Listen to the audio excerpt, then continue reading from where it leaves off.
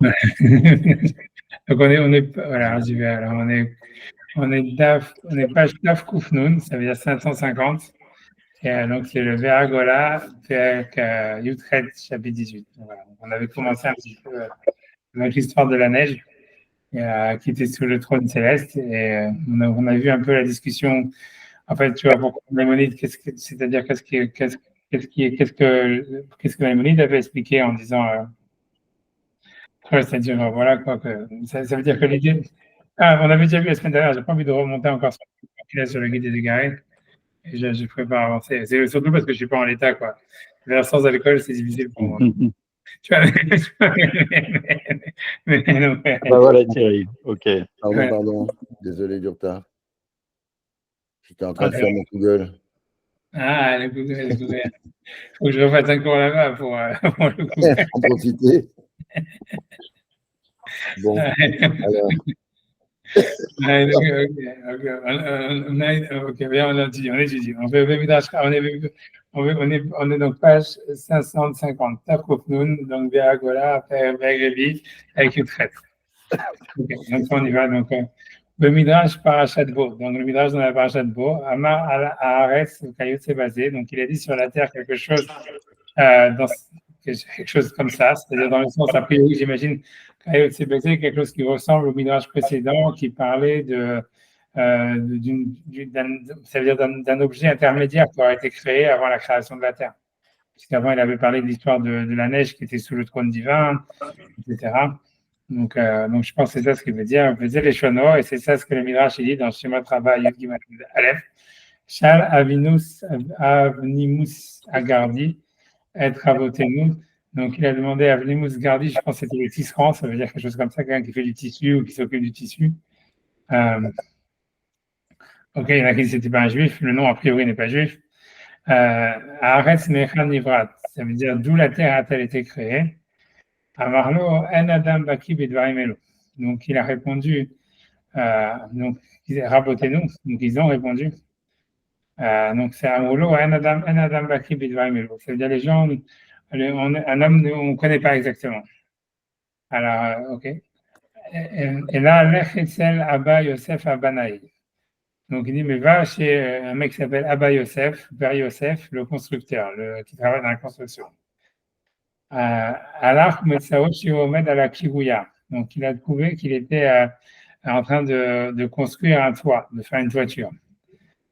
Amarlo, il lui a demandé, Sheila Yeshilishol, j'ai une question à te demander.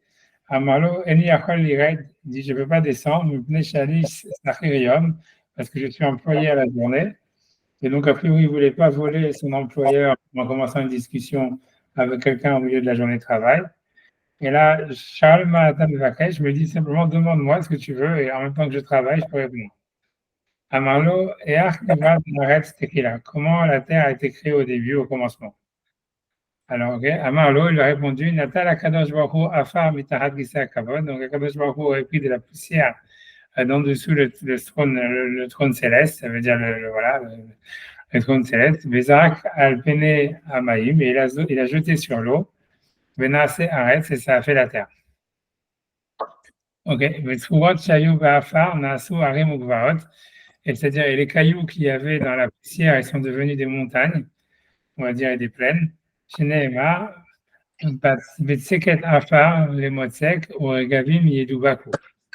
Ça veut dire Betseket Afar, les motsek, ça veut dire, je sais pas, c'est difficile à traduire. J'imagine quand il a étendu, c'est quand il a étendu, ou quand il a jeté, ou quand il a mélangé, j'imagine un truc comme ça. On peut regarder dans les Mefarshim là-bas dans Yov, mais ça veut dire plutôt quand il a, moi j'aurais dit quand il a éparpillé, on va dire, quand il a éparpillé de la poussière les mots de sexe, ça veut dire pour faire une sorte de boue, ou Regavim et Dubaku, des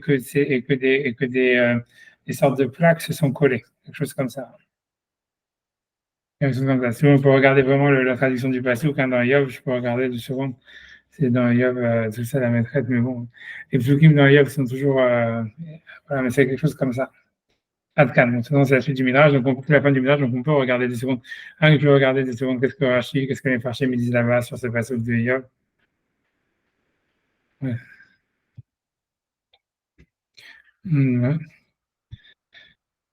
38, 30. 38, 38. C'est bon.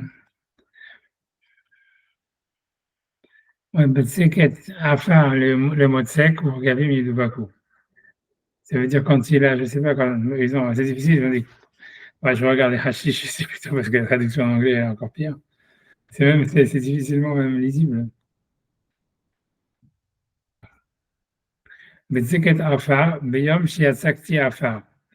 Ça veut dire au moment où il a jeté de la poussière, les mots sec, ça veut dire, ils disent, le Yesod Olam Bem Saito, ça veut dire, je peux faire Shashkin si vous voulez. Hein.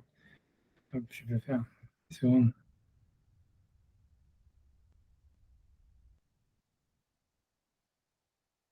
Voilà, Betseket, je ne sais pas que vous l'avez, Betseket Afar Beyom. Donc, ça veut dire, Beyom, ça c'est Rashi, hein, je suis en train de faire Rashi sur le passage de Yov. Betseket Afar Beyom, Shiatsakti Afar. Donc, dit le jour où il a envoyé de la poussière, où ils ont dit, il a versé de la poussière.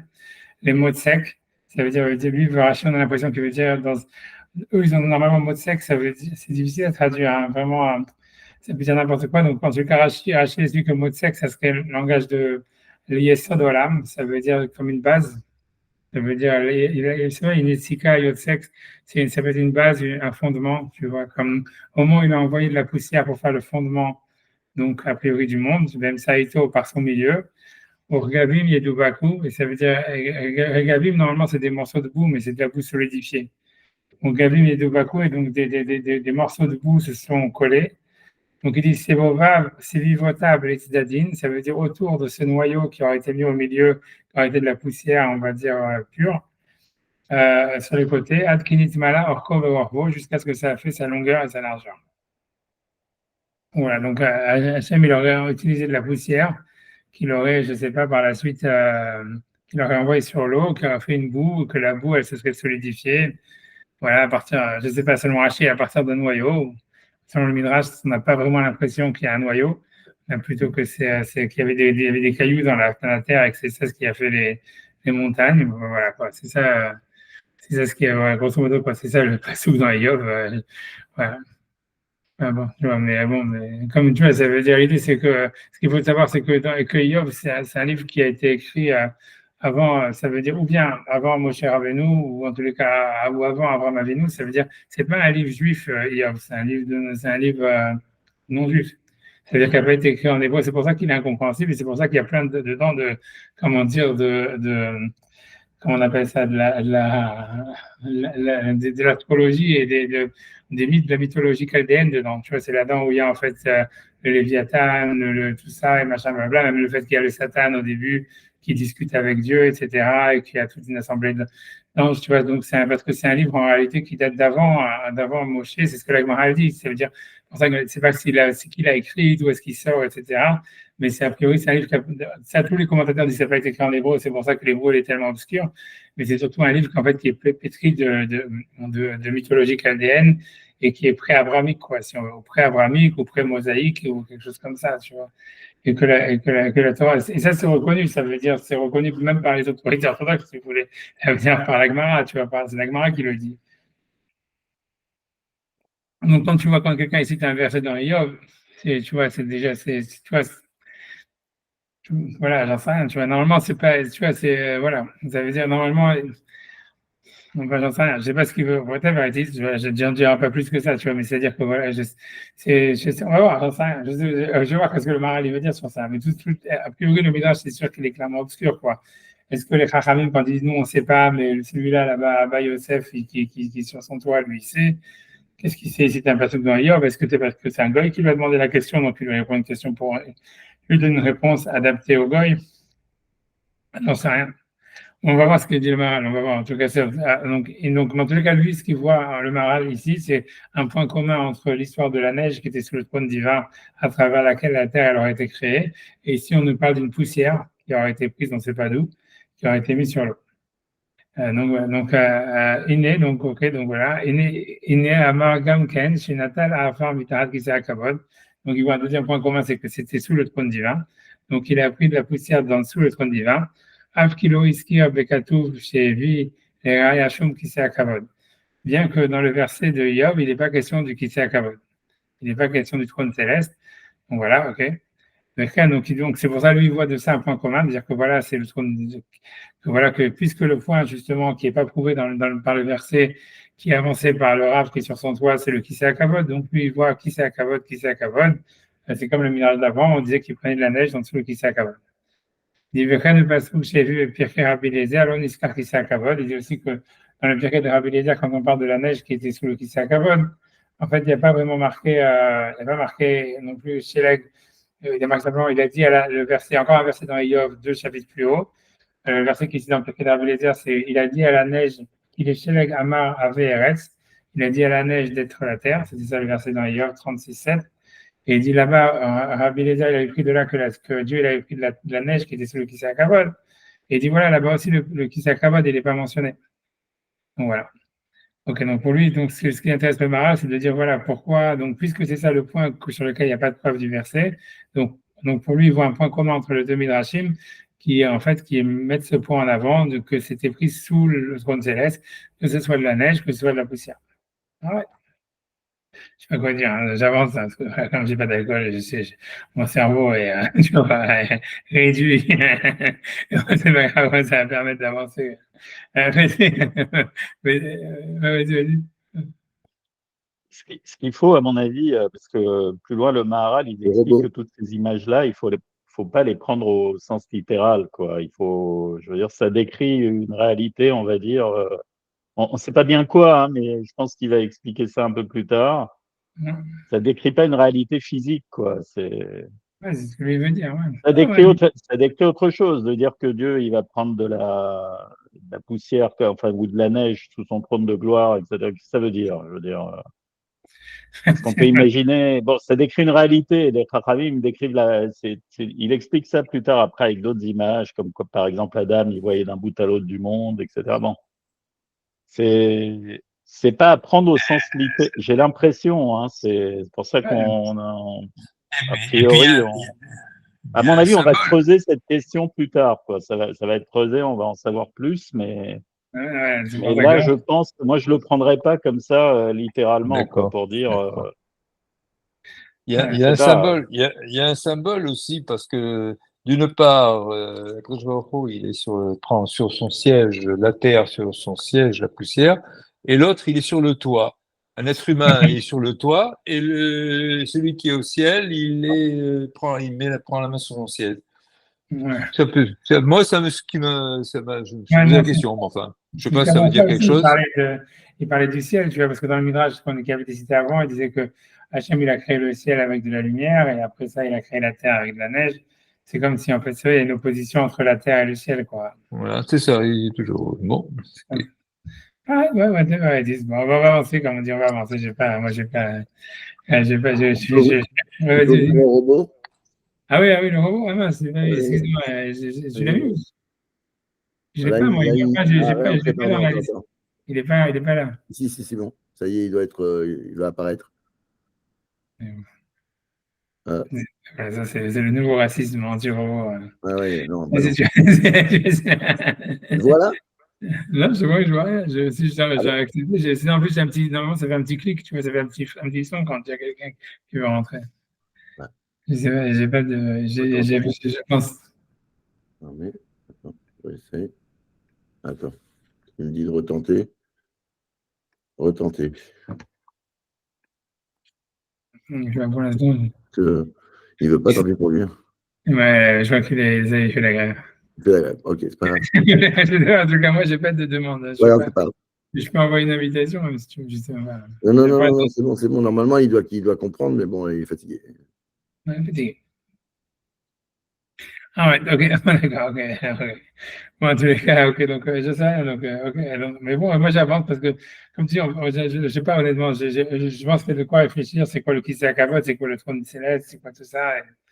Mais bon, ce qui est surtout, c'est le plus étonnant de tout ça, c'est que voilà, c'est des versets dans la Torah de comment est-ce que le monde il a été créé, que Bereshit, Elokim Hashem et Haaretz, Haaretz Hayet Tohu Vabohu, Choshech Al Pnei Tehom, tout ça, c'est-à-dire, normalement, tu vois, ça veut dire ce qui est super déjà étrange, c'est que si déjà tu veux faire élaborer une théorie de quelles sont les étapes de la création du monde, normalement, tu dois regarder la Genèse, tu ne dois pas regarder Job, tu vois. Ça veut dire, c'est ça, tu vois, techniquement parlant, c'est déjà ça ce qui est, tu vois, qui est, voilà. Tu vois, tu vois, c'est ça la question, c'est qu'est-ce que tu veux qu'est-ce que tu veux de Job? Alors, d'ailleurs, on avance, on va voir ce que c'est, on va voir ce qu'ils vont dire. Veze qui a olam hazé, donc, veze qui a olam hazé, donc c'est que ce monde-là, chez Walul Mina Ila, donc qui est une cause, qui est une conséquence d'une cause, ou Hachem Idbarach, donc la cause c'est Hachem Idbarach, ça, c'est lui la cause première. Yesh Lalul hazé, donc il a cette conséquence, elle a deux aspects. Shte bechinot. Abechina achat mipnei sheu Idbarach ila. Donc la raison pour laquelle il y a une cause, c'est parce que Hachem, c'est une conséquence, c'est parce qu'Hachem est la cause. Les Karyashlo, la Lul Chibour avec Kigoub El Aïla. Donc, c'est pour ça que la conséquence, elle a une connexion et une relation avec la cause. Kiesh les Ven Chibour avec Sibouf El Ahab, puisque un fils, il est en connexion spéciale avec son père, chez Mimenu, puisqu'il vient de lui. Il y avait Kar Hashem Idbar, ainsi Hashem, chez Ila El Haolam, qui est en fait, ça veut dire la cause du monde. Yesh El Haolam Kigoub El Aïla. Donc, le monde, il a une proximité à cette cause. Ok. Ok. Aprina, Ashnia, Message Hachem Idbar, Ila. Le deuxième aspect, ça serait que du fait que Hachem, c'est une cause, Vaolam ou Alul, et que le monde est une conséquence. Mais Vadaya Ila ou Nivdal Mina Alul, donc de ce fait-là, pendant la cause, elle serait clairement séparée de la conséquence. Chez Ila, Vezé Alul, puisqu'ils sont de deux essences différentes. Ça, c'est la cause, ça, c'est la conséquence. Et si jamais les deux aspects qui sont séparés, ils étaient dans le monde d'une manière générale, et que voilà, donc et que le ciel, donc qui est en fait une conséquence, ils sont dans l'aspect premier, dans le sens que comme ils sont une conséquence, ils sont liés à la cause, donc ils sont rapprochés à Hachem. Donc ils sont attachés et connectés à Hachem. Parce que Hachem est leur cause. Donc, ça serait un aspect du monde, quoi. Ça veut dire qu'il y aurait une sorte de, on va dire, tu vois, de connexion intrinsèque entre le monde et Hachem, entre l'univers et Hachem. Et donc, il y aurait une kidusha dans le monde, ça veut dire, je vois un truc comme ça, une sorte de spiritualité, pas la spiritualité le mot mal choisi, mais ça veut dire une sainteté intrinsèque au monde, du fait que le monde, il est créé par Hachem, donc en fait, il est proche d'Hachem, ou Hachem, il est, on va dire, il est présent dans le monde. Donc ça serait l'aspect ciel, Shamaim. Varetz, Yeshla, Verabafrina, Shnia, et la terre serait l'aspect second, le deuxième aspect. Chez Hachem Idbar, Nivdal, Mehem, que justement ils sont essentiellement différents de l'essence d'Hachem. Mitzat, Idbar, Ila, puisque le Kadosh Baruch Hu est une cause. Vaolam ou Alul, alors que le monde est une conséquence. Donc, j'avance dans tout ça. Donc il dit, Ulka Hamar, Yashamaim Nivreu Meor Levusho. C'est pour ça qu'il dit que le ciel a été créé de la lumière de la vie d'Hachem. Qui a les bouches et Sibouf le Chibou Almi Shiolovesh, puisque l'habit il est relié et connecté à celui qui le porte. Qui ou Malbouche et Alovesh, puisque c'est un habit de celui qui le porte. Ou Mitzad Bechinazot, et donc de cet aspect-là, Nivre ou Shamaim, on peut dire que les cieux ont été créés, dans le sens où en fait il y aurait une sorte de spiritualité, où il y aurait une connexion intrinsèque entre le monde matériel et l'existence divine et la divinité. En fait, même si c'est une relation de cause à conséquence, cette relation de cause à conséquence, elle entraîne une sorte de, comment dire, de proximité, ça veut dire, je sais pas comment dire, que ça connecte, ça veut dire ça connecte, c'est une connexion, ça veut dire comme s'il y avait voilà, je sais pas, on une atama, ça veut dire, voilà, je sais pas comment dire le mot, ça veut dire que c'est un zivoug, quoi, on va dire comme ça, puisque je pense qu'à mon avis, je reviens sur cette histoire-là, c'est qu'il y aurait intrinsèquement une sorte de zivoug entre Hachem et le monde, dans sa matérialité, quoi, tel qu'il est. Comme ça, tu vois. Va marquer Arès, Nivrat, Michelek, donc ça serait le ciel, ça serait l'aspect ciel qu'il y aurait dans le monde. Va marquer Arès, Nivrat, Michelek, Achatahat, Gisa, Kavod.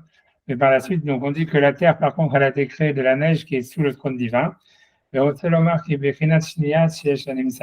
c'est le deuxième aspect qui aurait aux créatures. C'est le fait qu'il en est essentiellement séparé, et qu'il règne sur eux.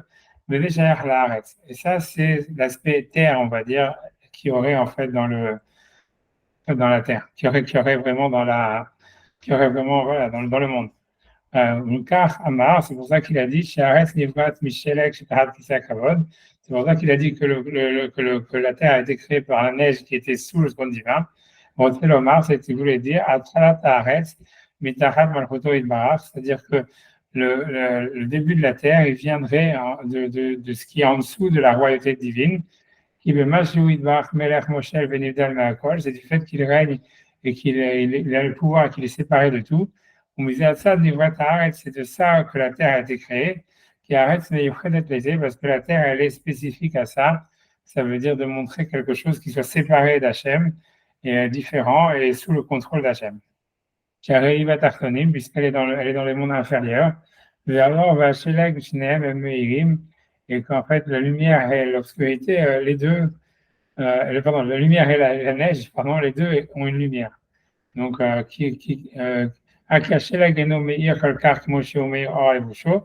simplement, c'est que la neige, elle n'illumine pas autant que la lumière de l'habit d'Hachem. Chez Orgamour, qui est une lumière parfaite, on va dire, d'abord chez Or ou Ametsiout. Et la lumière, en fait, ça symbolise toujours l'existence des choses. Hacher tiré Bevria, comme on voit dans la création du monde, qui a Ornivra Kodem Akol, que la lumière a été créée avant tout. Et dans l'obscurité, rien ne se trouve. Rien n'existe. La c'est pour ça que l'existence est appelée lumière. La lumière de son habit, ce qu'on a parlé de la lumière de son habit, qui voulait dire qu'il y a Shamaim, c'est-à-dire que les cieux, ils ont existé à partir de cette existence-là. Shaila, Yeshlachibu, Alul, c'est que la chose, ça veut dire la cause, une conséquence, elle est liée à la chose dont elle est la cause, dont elle est causée. Le Zenikra, les bouches, et ça, c'est ce qu'on appelle un habit, comme on a dit. Alors, tu vois, c'est compliqué ce que veut dire.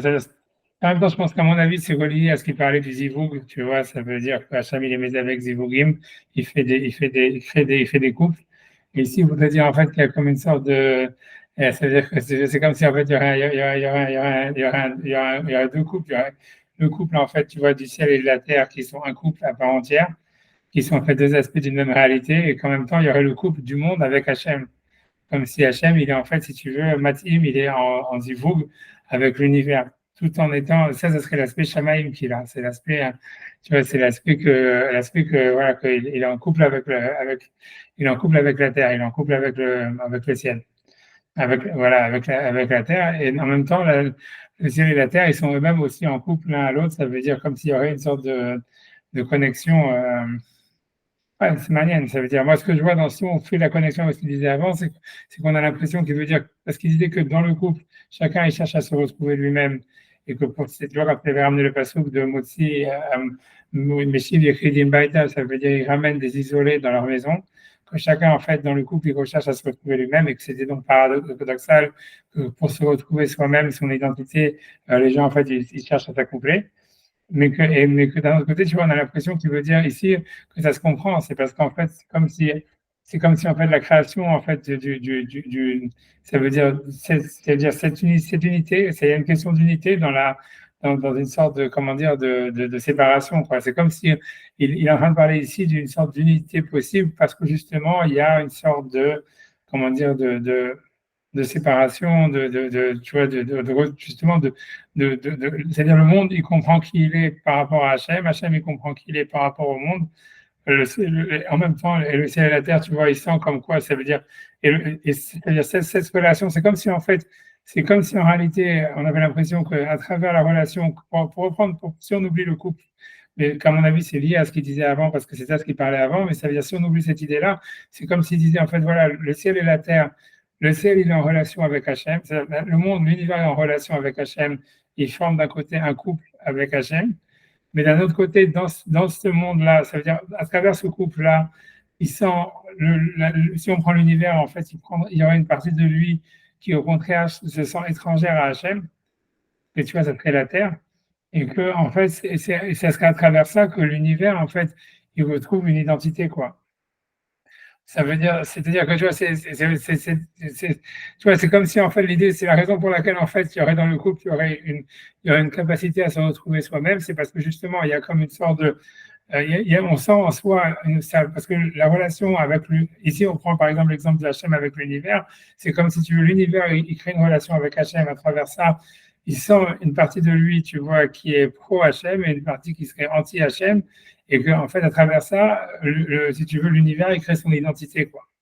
Moi, c'est ça ce que j'ai l'impression, tu vois, de ce qu'il veut dire, tu vois, c'est-à-dire que, en fait, ça veut dire, voilà, et donc, voilà, un truc comme ça, tu vois, ça veut dire, ouais, c'est quelque chose dans ce goût-là, puisqu'lui, il veut montrer, en fait, comme s'il y aurait deux aspects. Il veut montrer qu'il y a un aspect, que tout ça, dans l'univers, en fait, il y aurait comme une sorte d'aspect, quelque chose qui, en fait, qui chercherait à se rapprocher, qui serait fondamentalement, on va dire, collé à Hachem, adéquat à Hachem, je ne sais pas le mot, tu vois, en français mieux, ça veut dire qui correspondrait, en fait, à la nature divine et qui serait en gémellarité, on va dire, etc., avec Hachem.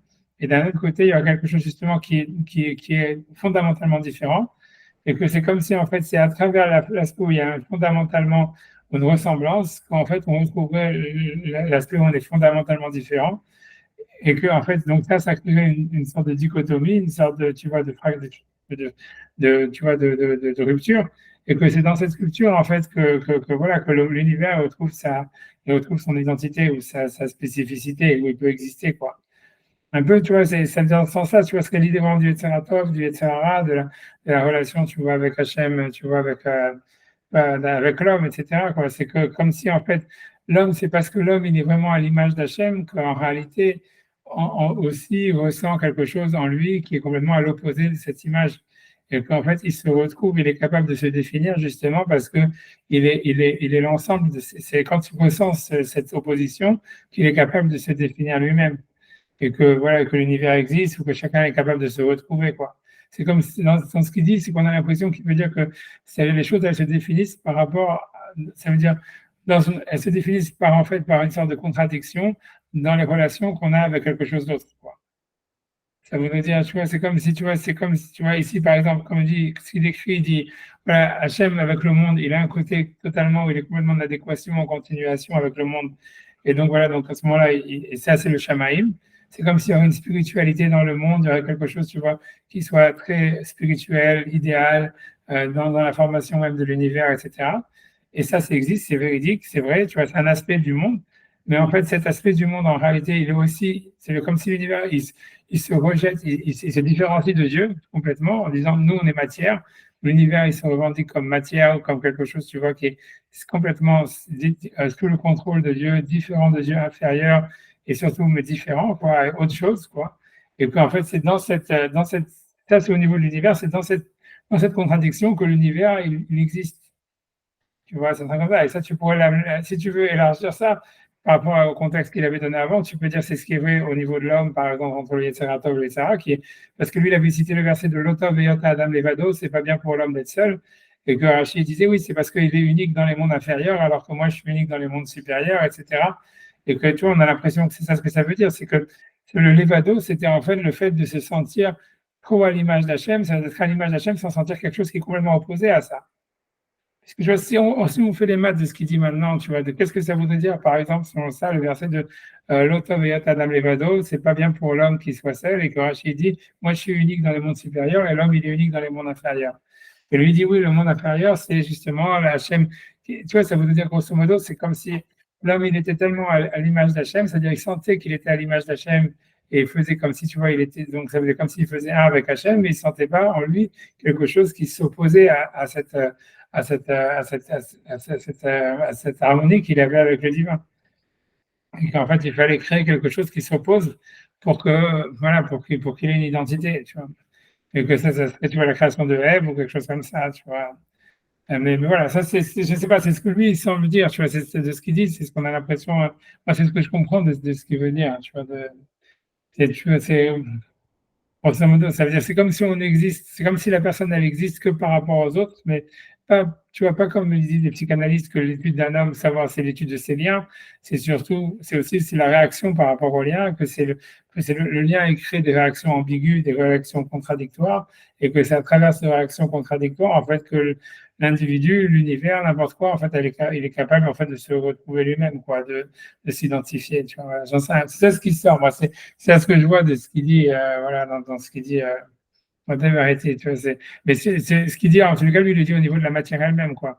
On a l'impression qu'il veut dire que dans la matière, il y a quelque chose de complètement, on va dire, divin, transcendant, quelque chose comme ça, puisqu'il parle aussi de la transcendance qu'il y a dans la matière, et qu'en fait, tu vois, il y a ça, mais qu'il y aurait en opposé à ça, quelque chose en fait qui voudrait être, tu vois, qui est complètement séparé de cette transcendance et qui ramènerait vers une matière brute qui veut s'identifier comme différent du divin, quoi, différent de Dieu, voilà, un truc comme ça. Ah, c'est ça ce qu'il dit, tu vois, je sais pas, whatever, c'est ce qu'il dit, non, non, j'ai pas, j'irai pas plus, whatever, il dit, j'avance parce que tu vois, encore une fois, j'ai pas d'alcool, je suis un peu fatigué aussi, elle était, voilà, je sais rien, je prends plus de café, hein. Si vous avez des idées, vous allez-y, hein. Sinon, en avance, c'est pas grave. Si on avance, tout va, de toute façon, whatever, moi, j'avance. En tous les cas, si vous avez des idées, ne soyez pas timide, hein. Donc, ouais, donc on y va. Donc, ok, ok. Ok, voilà, moi, Amour Midrash, donc voilà, donc voilà, Amour Midrash, et c'est pour ça qu'ils ont dit dans le Midrash, Bécha, chez Barakadosh Baruch Hu, la mort, au moment où Akadosh Baruch Hu, il a créé son monde, la vache à Sarah les Bouchim, il s'est habillé de 10 habits, Vedavarze, qui est le cas Messiut Amasara, donc il veut dire, cette chose-là, c'est parce que les parties de l'univers ou de l'existence, ils sont divisibles en 10. Donc, a priori, ça parle de 10 sphères, de 10 sphérotes. Neged Asara Mamarot, par rapport aux 10 sphères qui, à travers le monde lequel il aurait été créé, qui sont les 10 paroles par lesquelles le monde a été créé. Il est allé vous chez la Kadosh Baruch Hu Mitzad Anivraim, c'est-à-dire que l'habit d'Hachem, c'est par rapport à les choses qui ont été créées. Chez Mitra Berim Elav, qui sont collés en lui, à lui, ou Vekim Boïd Barach, qui sont collés en lui, qui soient bénis, qui a Alul Karov El Haïla, parce que la conséquence est proche de la cause. Mashiesh El Hachem Idvar Siruf El Alul, et donc il y aurait une sorte de connexion entre lui et la conséquence. D'abord, Zenikra les bouches, c'est ça ce qu'on appelle un habit. Ben, Ibrahim Nekhalakim El Asara, et les créatures, elles sont différentes, elles sont divisées en 10. Le Khan Basara, les Bouchim, la vache à Kadosh Baruch Hu, Keshebara, voilà, moi, c'est pour ça qu'Akadosh Baruch Hu, en fait, il s'est habillé de 10 habits quand il a créé son monde. Et donc les cieux qui ont cet aspect-là, Shalul, Yeshua, Kirub et Siruf El Haïla, ce qui est donc la conséquence, a une conséquence avec la cause, une relation avec la cause. C'est pour ça qu'il a dit que les cieux ont été créés par la lumière de son habit. C'est-à-dire que les cieux ont été, on va dire, déversés. Donc c'est que, pardon, que le monde, oui, pardon, que c'est la cause qui est proche de la conséquence. Mais c'est de ça où les cieux ont été déversés ou créés ou quoi que ce soit. Alors que la terre aurait été créée de la neige qui est sous le trône céleste, qui arrête Hachem la Tsiouf et Hachem Idbar, puisque la terre qui n'a pas de connexion réelle avec Hachem Bemachéi, dans ce qu'elle est, c'est-à-dire que ça serait une opposée à l'existence même de Dieu. Dans la matière, il y aurait cette opposition. Minatartonim, donc qu'elle vient des mondes inférieurs. Chez Neymar Varetz Nadan Ibn Adam, comme le verset dit, la terre a été donnée aux hommes. Ou Benyan Zenivra Aretz, et c'est de cette manière-là que la terre a été donnée. Donc, Ahamar qui reste livré de Mishélaïk chez Tahal Kisakavod, c'est pour ça qu'il a dit que la terre a été créée de la neige qui est sur le trône céleste, qui Minakise Malkuto Hacha ou Meler Komosha Ibrahim, c'est-à-dire que de son trône de royauté sur lequel il règne et il domine les créatures, mais ça, c'est de ce côté-là, c'est par cet aspect-là que la terre a été créée. Ken Ila Velo Alul, c'est-à-dire qu'il n'y a pas de cause sans conséquence, Ajari Tartav, qui soit en dessous. Vaïlam Moshe Lalav, et c'est la cause qui le domine, ou Haaretz Nivrat Misheleg, c'est pour ça que la terre a été créée de la neige qui est sous le trône céleste. Selomar, il a voulu dire Haaretz Nimset, Memetziut Ze, c'est-à-dire que la terre existe de cette existence-là. Mashouidvar qui est là, du fait que lui il est une cause, du fait que la lumière, la neige illumine aussi, ou Kinou la Metziut, donc ça veut dire ça veut dire ça adresse, ça nomme l'existence. Moi, j'ai travers les mal, comme on l'a expliqué avant, que la lumière, c'est l'existence. Kachamar, Shares, Livret, Michelek, chez Tarat, c'est pour ça qu'il a dit que la terre a été créée de la neige qui est sous le trône céleste. Donc, j'avance, c'est bon, sauf si vous avez des choses à dire, j'avance, on avance, c'est bon, on avance. Mais je fais Gam Kenod, et on peut aussi expliquer qu'il y a Kavod, Nikra, Or, Bechol Makom, que l'honneur est appelé aussi lumière à chaque endroit, à chaque moment. Moi, je n'ai marre, comme le verset dit, Varetz et Iram Ikvodo, et la terre, il a illuminé de son honneur. Au voix d'Hachem Alaï Israël, et l'honneur d'Hachem sur toi, il rayonnera. Mais d'abord, c'est barreau, cette chose-là est claire. Nivaim Kulam Nivo, les Gvodo Itbarach, et toutes les créatures ont été créées en l'honneur d'Hachem, comme le verset dit, Kulam Nikra Vishmi, les Gvodi Iberatif, tout ce qui est appelé à mon nom et à mon honneur, je l'ai créé. Et va Kavod ou Mitzat Shteprinot. Et donc l'aspect, il est de deux aspects encore une fois. Michel Ameler, יש לו הכבוד מצד שיש לו שרים גדולים חשובים קרובים אליו. Ça veut dire qu'un roi, il peut avoir des honneurs du fait qu'il a beaucoup de princes et de chefs, etc., qui sont importants, qui sont proches de lui ou qui le servent. Vem shelo, ils lui appartiennent. Vem kivodo, c'est son honneur. והשני מצד אשר הוא מולך ומושל על הכל. Le deuxième aspect, c'est qu'il règne sur tout et qu'il domine tout. Af et Hachem rechokim mimenu, même s'ils sont loin de lui. Venez les fils et or les beaux choses. Donc ainsi la lumière de son habit, c'est l'omar mitzad akavot, ça parle de l'honneur. Shakol mitchaber elaf, que tout est lié à lui. Comment allez-vous chez mitchaber alovesh, comme l'habit qui est en fait lié avec celui qui est son habit. Mais ça dit vraiment Hashemaim, et c'est de ce côté-là où les cieux ont été créés. Comme chez Amar, comme le verset dit, Katou Hashemaim et Sapem Kevodel, les cieux racontent l'honneur d'Hachem. Le reste, Nivret Michelek, j'étais à Kavod, alors que la neige est créée de ce qui est de la neige, Barnotin est écrit de la neige qui est sous le trône divin. Otselomar Mitzad Kavod, Hachakol, Hutahat Reshuto. C'est sur le fait qu'il y a son honneur, que tout est sous son domaine. Moshe à la colle et qui domine le tout. Le Kahamar, Michelek, Shehu, Tahat, Gizakavod. Et c'est pour ça qu'il a parlé donc de la neige qui est sous le trône céleste.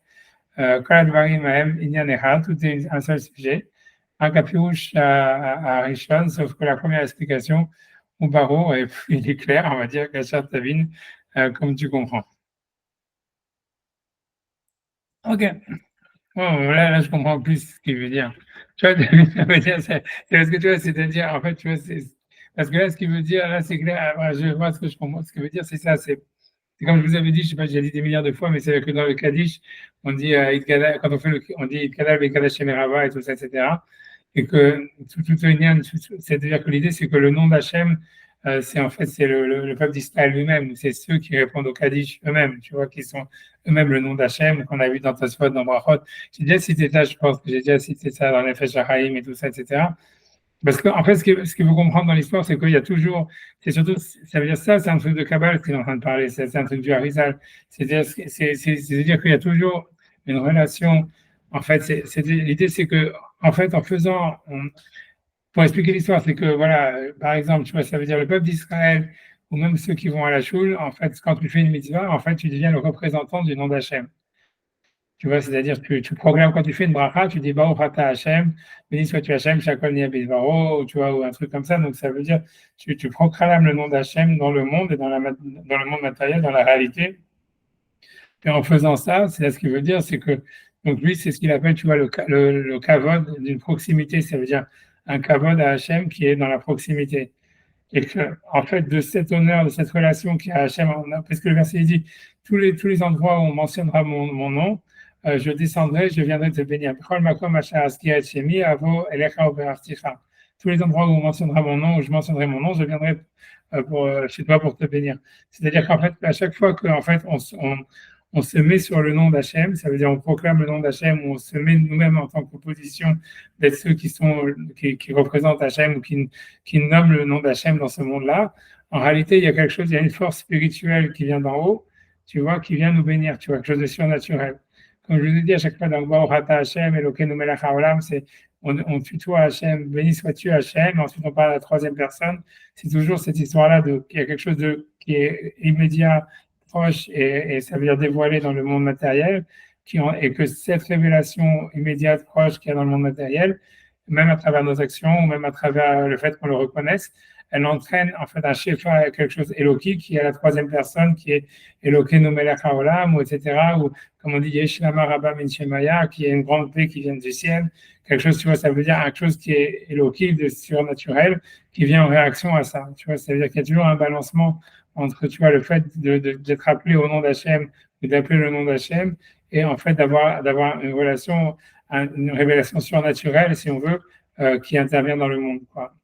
Tu vois, à mon avis, c'est à ça ce qui fait allusion, quoi. Ça veut dire, c'est ce que c'est-à-dire, voilà, en fait, il faut dévoiler le nom d'Hachem dans la terre, et en dévoilant le nom d'Hachem dans la terre, que ce soit par nos mitzvot ou par la prière ou quoi que ce soit, en fait, on fait intervenir la présence d'Hachem d'une manière irrationnelle ou quelque chose de, tu vois, une énergie supérieure qui se dévoile dans le monde. Voilà, d'une manière, voilà, comme si l'invisible, comment on dit, comme s'il y a une énergie tu vois, voilà, qui est surnaturel, qui intervient à ce moment-là, quoi. Ça explique aussi pourquoi, si vous voulez, le peuple d'Israël, il est appelé au nom d'Hachem.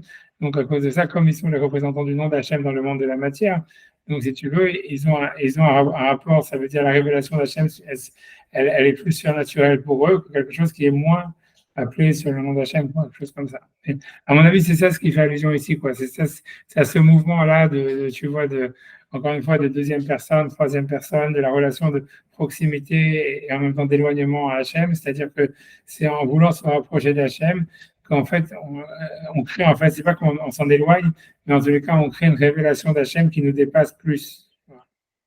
Il y a un truc comme ça, tu vois, ça c'est l'idée a priori de ce qu'il veut dire avec ça. Moi, j'en sais rien, tu vois, c'est ça, moi, c'est ce que je vois, hein, moi. Ah non, tu vois, je sais pas, est-ce que, peut-être, tu vois, peut-être. Enfin, voilà, c'est ça ce qu'il veut dire. Donc, enfin, a priori, c'est ça. Peut-être c'est lié donc, avec la première explication. On lui dit que c'est plus ou moins la même chose. Donc, c'est on peut expliquer ça aussi la première explication. C'est-à-dire que c'est pas simplement au niveau d'Hachem. Ça veut dire que c'est comme si dans la première explication, il expliquait comment ça se passe au niveau de l'homme. Ça veut dire que au niveau de l'homme, puisque l'homme, en réalité, il a cette relation en même temps de proximité, d'éloignement. Donc, en fait, en voulant se rapprocher d'Hachem et ça veut dire en essayant de révéler à travers son action la présence d'Hachem, d'une certaine manière, bizarrement, tu vois, il va entraîner une sorte de, tu vois, tu vois, ça veut dire pas d'éloignement, mais de révélation d'Hachem qui est, on va dire, très transcendante à lui, quoi, grosso modo, tu vois, et que ça serait au niveau de l'homme, comment ça se passe, et que dans la deuxième explication, il pense ça au niveau de Dieu, comment ça se passe. C'est-à-dire que, voilà, c'est au niveau du divin, ça se fonctionne comme ça. Comme ça. Ouais, j'avance, tout le monde s'endort, moi aussi je m'endors. Donc, tu vois, donc j'avance, mais c'est un sujet, voilà, c'est un sujet très abstrait. Donc, tu vois, on avance, et puis comme ça, on finit, et puis voilà. Donc, au moins, on a avancé, on a fait de la quantité, mais on a fait de la qualité. On a mangé un mot à Midrash, c'est déjà ça. On a mangé un mot à Midrash, c'est pas ce qu'ils ont dit dans le Midrash, c'est Arès, Nivrat, Mina, Afar, Ajaïtahat, Kisa, Kavod. Et donc, c'est ce qu'ils ont dit dans le Midrash, que la terre, elle a été créée de la poussière qui est sous le trône céleste. Ozel Omar, c'est a voulu dire qu'il y a Tranat Haaretz, c'est que le début de la terre, ou Mitzat Shiu Idbach Melech Haolam. C'est parce que Hachem, il est le roi du monde, ou Morek Kusekvodo Al Shiu Melech. Et ça veut dire, et le trône céleste, il montre en fait qu'il est le roi. Ben Melech Belo Am, j'imagine, Hachem Molech Alav. C'est-à-dire, il n'y a pas de roi sans peuple. Ici, un mot qui manque à mon avis, ça veut dire sans rien sur lequel il pourrait régner. Ken ila belo alul, il n'y a pas de cause sans conséquence. C'est pour ça que la terre a été créée. Chez alul gamour, donc qui est une conséquence, une dépendance entière. Ou mekabel malchuto idbar, et quelle que soit sa royauté, qu'elle soit bénie. Ou le fikach, et c'est pour cela Amar, il a dit min afar chez tahat kavod, ça veut dire de la poussière qui est sous le trône céleste. Le Corée Atchalat Afar, donc il appelle le début de la terre la poussière, qui est Afar Oudak Meod, parce que la poussière c'est très fin. Le Bnei Shekol Atchala Oudak, puisque chaque début en fait c'est très fin. Afar, c'est pour ça qu'elle est appelée au début poussière. Pour marquer Atchalat Haaretz ou Mitahat Kavod, c'est que le début de la terre il vient sous le trône céleste. Que Mashouit Bar Melech, parce que du fait qu'il est le roi, Ben Melech Belo Asher Utachat Malkuto, il n'y a pas de roi sans avoir de pouvoir sur quelque chose d'autre. Donc la terre, elle a les attributs pour recevoir sa royauté, et pour être sous la domination de la cause. Le match Haaretz ou Alul Gamour, du fait que la terre elle est complètement une conséquence dépendante d'une manière parfaite, entièrement.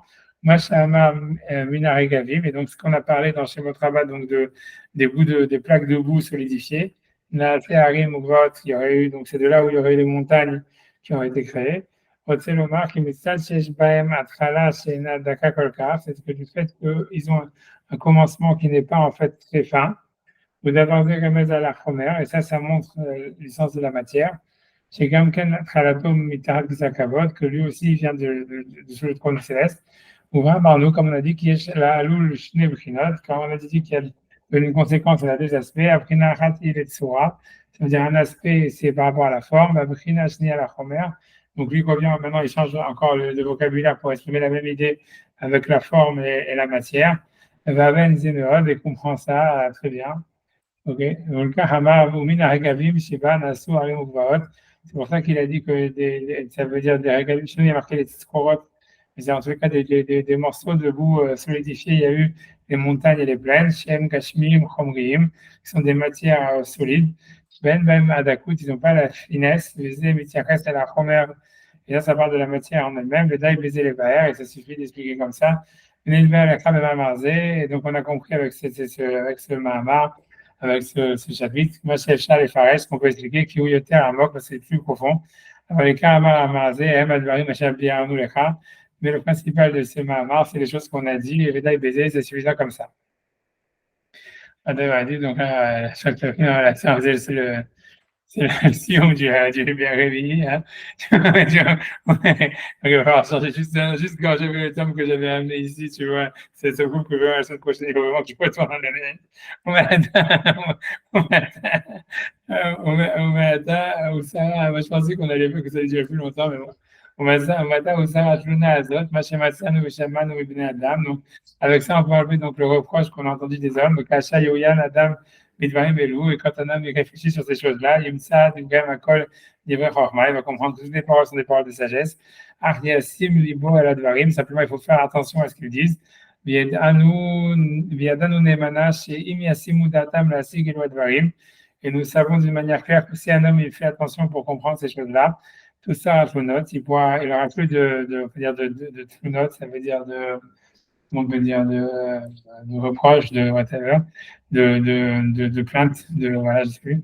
Veikrevu divrem yoter mima shayum hakim, et il rapprochera ces choses-là plus que les éloigner. Achyayen bidvarim elu belev nachon, il faut réfléchir à ces choses-là avec un cœur préparé ou un cœur établi. Veishpot aleem, et les juger, mishpat yachar, une voie à droite. Al Yimsadat Kiloshim, et là, à ce moment-là, il sortira et comprendra l'esprit de la sainteté ou des saints. Et Omar, il dira Az Achachamim Hem Yoter Mikol Chachme Kedem. Donc, les sages du Talmud étaient plus grands, plus sages que les sages de l'Orient ou les sages de l'ancienneté, de l'Antiquité. Moshidber Bitluna Chata Sheacharzot, comme on le voit, j'imagine, dans le reproche qui vient après celui-là. Ou Bezin Esayem Devarenu donc, avec ça, donc, on a enlevé nos paroles dans le fait, donc, dans le quatrième, dans ce qu'il y avait comme quatrième reproche. On a Yomar qui est Varim, même si on va dire qu'il y a encore d'autres choses. Ça, c'est des choses qu'on a vues, qu'ils ont dit que c'était sur ça qu'ils étaient en train, je veux dire, ils avaient des reproches ou comment dire, des revendications. Et ce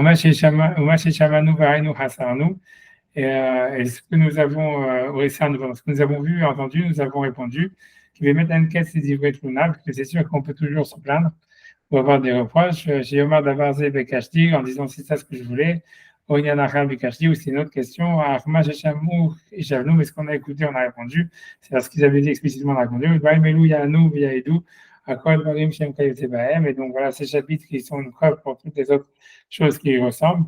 La Adoun, et de la règle, on peut voir, on peut juger et étendre Iyu, Amarenu, les Raton, Difne, Baal, Hacham ou Baal, Mada, et que nos paroles soient, on va dire, les Raton, ça veut dire, comment dire, ça veut dire agréable, c'est le maître de la sagesse, c'est le Baal Mada, j'ai pu connaître la connaissance. Voilà, donc je sais, je sais, parce que moi je me demande c'est quoi vraiment, parce que tu vois, donc le BR Lévi, c'est clairement le BR le plus long, et tout le BR Agola, quoi, ça veut dire en lui-même, c'est presque la moitié du livre, mais je me demande, mais c'était quoi vraiment exactement, quelle est l'unité de ce chapitre, quoi, ça veut dire, parce qu'il dit, c'est-à-dire qu'on a l'impression qu'il a mis un fourre-tout de n'importe quoi dedans, et tu vois, une fois qu'on a fini, je me demande, mais c'était quoi exactement l'histoire, tu vois. Ça parle du Corban de Rosh Chodesh, de Hashem qui fait. Tu vois, quand on reprend la première page, on voit tous les chapitres, tu vois, c'est dire que les paroles, ça veut dire Akadosh Baruch Hu, il fait la prière. Il avait commencé avec l'histoire de dire on va dire que, okay, que les paroles d'Hachem, les paroles des sages sont pas à prendre dans le sens littéral, quelque chose comme ça. Après ça, il avait ramené l'histoire que Hachem, il fait la prière, que tu vois, qu'il y a le Corban de Rosh Chodesh, parce que Hachem, il a montré la lune. Mais après, l'histoire du Tanon chez la reine, les enfants m'ont battu. Tu vois, l'histoire, les doutes, tu vois, de tous ces trucs-là, du cheveu blanc qui était avant la plaie, qu'on avait un doute, on ne sait pas qu'est-ce qui était avant. Quand j'ai beaucoup aimé les tefilines, tu vois comment on a interprété comment est-ce qu'il y avait le tremblement de terre. Quand j'ai beaucoup il pleure, quand j'ai beaucoup le Léviathan, quand j'ai beaucoup aimé des couronnes sur la lettre de la Torah. C'est vrai, c'est un Shemesh Kavodazara, que le soleil c'est comme une idole, ou une idolâtrie. Quand j'ai beaucoup, il a mis un talit comme un Shadir Sibour. Et il y a une danse des tzadikim. Le fait, tu vois, c'est quand tu vois, c'est le fait que Sancheriv, on l'a rasé, que Rabbi Ishmael, Kadosh Baruch Hu demande à Rabbi Ishmael de le bénir, que Kadosh Baruch Hu construisait des mondes et les excusait, Kadosh Baruch Hu, il faisait des ibougim, mais après, l'histoire de la source de la création du ciel, tout ça, c'est vraiment, c'est un fratras, tu vois, ça veut dire, c'est parce que les autres vérofs, ils avaient une unité, tu vois, c'est-à-dire, je sais pas, tu vois, ça parlait sur la morale, tu vois, je pense, tu vois, tu peux regarder 2 secondes, tu vois, ouais, je sais pas, tu vois, c'est le Bergishon, ça parlait sur quoi? C'était Bergishon, c'était et voilà, c'était de savoir, tu vois, que l'importance de garder les mitzvot d'ordre rabbinique, tu vois, c'était ça. Le Bergishon, il est très simple, c'est pas très simple, c'est voilà, c'est pourquoi ils ont fait des décrets, pourquoi ils ont rajouté des décrets sur la mitzvot de la Torah, et l'importance de garder les décrets d'ordre rabbinique, etc. Et quels sont leurs sens, tu vois. Si tu regardes Bergishon, tu vois les chapitres, il y en a très peu, et ils sont, tu vois, Geder Takanat Rachamim, Shmirat Mitzvot Kaevarim, et tous, Aoveral Divrei Sofrim, c'est l'unité du Bereshit, elle est très simple, que c'était en fait pour justifier le fait que les sages, au lieu d'avoir retranché des mitzvot comme il avait fait Jésus, ils en avaient rajouté. Et que c'était pour t'expliquer, tu vois, qu'en fait, c'était dans l'esprit de la Torah, c'est-à-dire que c'était plus dans l'esprit de la Torah de rajouter des mitzvot comme les sages ils avaient fait, que d'en retrancher comme Jésus il avait fait, quoi. Et ça, on voit bien que ça, c'était le premier BR, et ça veut dire, ça va, on comprend très bien l'unité et le sens, tu vois. Dans le deuxième BR, ça veut dire aussi, tu vois, dans le deuxième, tu vois, c'était quoi? C'était encore l'histoire de, tu vois, on avait l'impression que c'était plus, encore, tu vois, c'était de donner un sens à ce que les sages, ils avaient donné comme salaire sur les mitzvot ou pas, tu vois, ça veut dire, tu vois, c'était de donner voilà, c'est de donner un sens à ça, tu vois, ça veut dire à des mitzvot, ça veut dire, encore une fois, c'est des actions morales sur lesquelles il y avait une distinction entre le judaïsme et par exemple, le christianisme, par exemple, interdit de rendre un objet perdu à un goy, tu vois, etc. L'histoire, tu vois, ça veut dire de se marier avec sa nièce, des choses comme ça. Et tu vois, ça veut dire, en fait, c'est de montrer une sorte de logique différente dans la manière que les sages, ils ont interprété la Torah et l'humanisme, on va dire. Tu vois, qui serait, tu vois, puisque tu vois, ce qui veut dire, grosso modo, le deuxième BR, tu pourrais appeler ça serait en fait, euh, ça veut dire le judaïsme n'est pas un humanisme, tu vois, c'est-à-dire, c'est ce que ça dit. Dans le premier vers, il dit simplement, voilà, les sages, ça veut dire l'idée, c'est que le judaïsme, il est en fait, il prend la Torah comme étant une racine qu'il faut élargir, contrairement au christianisme qui voit la Torah comme quelque chose qui est déjà fini, qu'il faudra en fait revenir à la source, tu vois, qu'on peut transmettre par le truc. Le judaïsme, il dit la Torah, c'est quelque chose justement qu'il faut élargir. Dans le deuxième vers, il dit le judaïsme, c'est pas un humanisme, la Torah n'est pas un humanisme, donc c'est normal qu'il y ait des contradictions entre les valeurs humaines, si tu veux, et les valeurs de la Torah. Ouais, et ça articule tout le BHI. Dans le BHI, tu vois, tu vois, ça veut dire, tout ça, après, c'est la relation qu'on a avec le sens littéral des versets. Tu vois, dans le BHI, c'est comment est-ce que les midrashim, en fait, ils sont, en fait, le sens midrashique, il n'est pas en opposition avec le sens littéral des versets, mais il en a un prolongement. Tu vois, c'est clairement le but, tu vois, du PHTC quand il parle sur, tu vois, j'aime oublier tous ces trucs-là, etc. Quoi, ça veut dire comment est-ce que l'interprétation midrashique elle fonctionne par rapport au sens littéral et tu vois quel est le sens du sens littéral, etc. Donc ça c'est le PHTC, mais le PRGV, c'est vraiment, tu vois, c'est-à-dire c'est à côté de ça que tu vois donc tu vois le PRGV, je pense qu'en taille il fait au moins il fait la même taille que les trois autres réunis, à mon avis, tu vois. Raison, ça peut faire fourre-tout, mais enfin, il explique au début, hein, il dit qu'en fait, ce qui va, c'est tous ces enseignements des Chachamim qui paraissent pour certains esprits des choses aberrantes, irrationnelles, et que les Chachamim, ça va sur des, voilà, ils ont mis des, on va dire, un espèce de voile pour que certaines choses qui Ouais. restent plus ou moins cachées, voilées, que ce soit, voilà, que ça soit exprimé pour des sages, c'est un peu ce qui pour ceux qui sont pas initiés, pour ceux qui comprennent pas, ça paraît, c'est ça qui regroupe un peu tous ces enseignements, c'est le côté abscon et a priori un peu aberrant et Ouais. fantaisiste, quoi. Tu dis que ça va, ouais, C'est ce c'est qu'il ça. explique au début du quatrième, hein. Ouais, Moi, ouais, ouais, je ouais. relis un petit peu son Ouais, intro, ouais, non, c'est ce c'est ce qu'il qu'il dit, disait. quoi. Ouais, mais surtout aussi, je pense que le principal, c'est que ça parle en fait de la nature divine, quoi. C'est ça l'histoire. C'est que ça veut dire que c'est en train de pas, ça veut dire, comme tu dis, mais ça, c'est, si tu veux, ça, c'est le point général de tout le livre, tu vois, et tout le Péragola, c'est sur ça, tu vois, puisque quand les chrétiens, ils ont critiqué, c'était à cause de ça. Mais je pense que le vraie idée, c'est que, en fait, c'est que ça parle de quelque chose qui est abstrait, en train de définir la nature du divin. Voilà, Hachem fait la prière, Hachem met les tefilines, Hachem il pleure, comment Hachem a créé le monde. Tu vois, c'est comme si on essaye, tu vois, de Hachem, tu vois, il fait des couples. Et tu vois, ça veut dire qu'il y a comme une sorte de, voilà, ça veut dire, en fait, le sens du verbe vie, ça serait plus que, ça parle de la kénose, en fait, tu vois, puisqu'en fait, en fait, on parle de Hachem, on lui donne des attributs humains, mais en fait, c'est une sorte, tu vois, justement, de kénose qui est différente de celle qui est vue par le christianisme à travers Jésus, quoi. C'est-à-dire, encore une fois, tu vois, mais c'est voilà quoi, ça veut dire que voilà, c'est la différence, c'est que c'est une kénose non réalisée quoi. C'est comme si, en fait, moi ce que on a l'impression en plus, c'est que c'est comme si, tu vois, ça veut dire c'est comme si dans le christianisme il y aurait comment dire, Dieu il s'est manifesté dans le corps de Jésus, on va dire. Ensuite il est mort, ensuite il y a une ressuscité, il est ressuscité ou il va ressusciter, etc. Et que c'est des étapes différentes.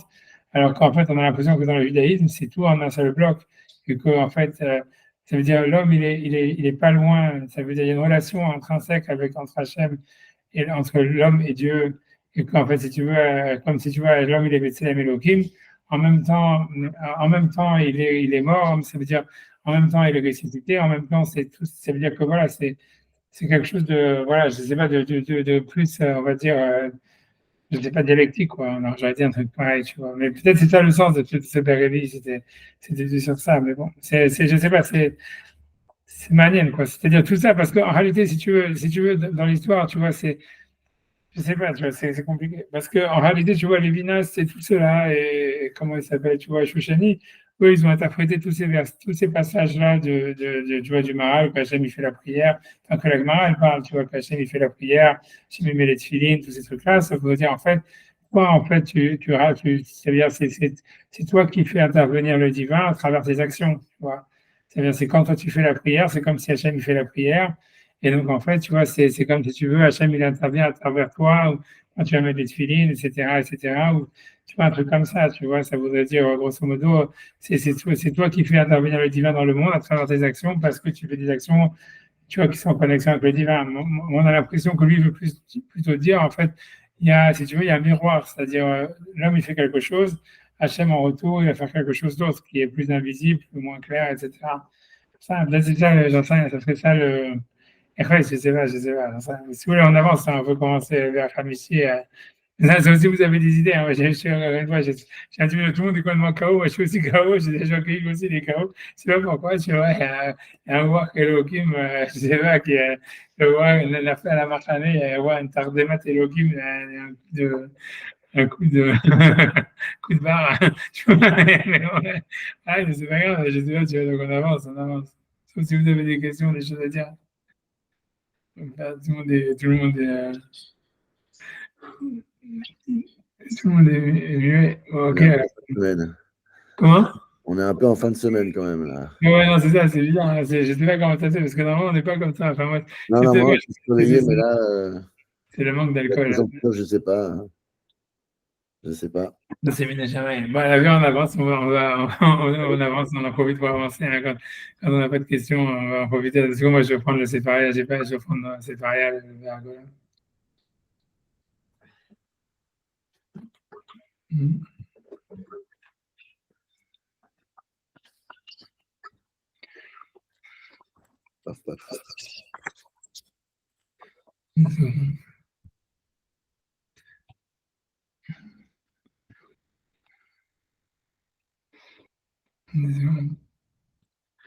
Moi, c'est la dernière fois que je fais un cours sans alcool. La prochaine fois, si j'ai le choix entre retourner acheter une bouteille et commencer le cours à l'heure, je vais chercher la bouteille. Je ne fais pas l'erreur deux fois. Voilà, on y va. Donc, on est voilà. Elle a bon dos, la bouteille. Hein. Ouais, elle a mon dos, mais elle m'a assez Kanye. Je pense que ça peut pas être un hasard, quoi, que juste quand j'ai rien à voir. Non, je pense que c'est pas que je ne vais pas réfléchir sans alcool, mais c'est sûr que quand. Il y a une coupure d'eau ou quoi? Non, non, mais c'est parce que non, c'est clair que ça aide, quoi. Quand on est au bout du rouleau, quand on est fatigué, l'alcool, voilà, ça redonne du tonus, quoi. Mais là, le café. Dans la tête, tout ça. Amen, amen, amen, amen. Dans la tête.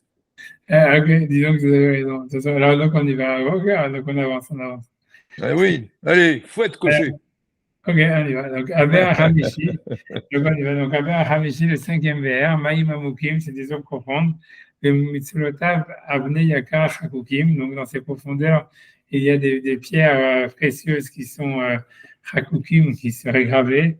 Et Shit Margaliot Mefikim. Ceux qui savent nager ou faire de la plongée sous-marine, Margaliot Mefikim, ils font sortir donc des pierres, des Margaliot, ça veut dire des perles, des perles. Nigim Abne Nachal Halakim, ça a l'air à la base des pierres spéciales, des pierres quelconques, on va dire Halakim. Ça veut dire qu'ils soient, tu vois, Nachal, c'est une plaine ou un fleuve, mais ça veut dire des pierres, voilà, des pierres communes, on va dire Halakim lisses. Domim Skorod Vavanim et Hakim, ça ressemble en fait à des cailloux ou à des pierres éloignées, ça veut dire qu'ils ne valent rien. Vema Abne Notsetim Kabarakim, mais en fait, ce sont des pierres qui ont notre estime, donc qui ont un éclat comme comme des éclairs, Mavikim, qui illumine jusqu'à l'extrémité du monde. Donc c'est quoi le Ber Hamishi? Atuna Hamishim, Bemashem Malinim Alezem Amarim, Nimseum Bidivre Chachamim. Donc c'est ce qui reproche dans certaines paroles des sages qu'ils ont trouvé dans le message. Je dirais les Fumaritaïn, Shem Dvarim, Shem Ben Mamash Klal, que ce sont a priori des choses qui n'ont aucun sens ou qui ne veulent rien dire. Mais d'abord, et donc avec ça, donc ils ont beaucoup eu de reproches. Les droches Bagadot chez le Dofi, ça veut dire pour faire des drachot dans des Haggadot, c'est-à-dire dans des récits talmudiques de Dofi en disant qu'ils ne servent à rien ou qu'ils sont mensongers. Même avec ça, on va enlever donc le reproche qu'il y a de eux. Donc, ils ont sorti c'est leur reproche. La tête lève, donc on va dire qu'ils auraient dû faire attention.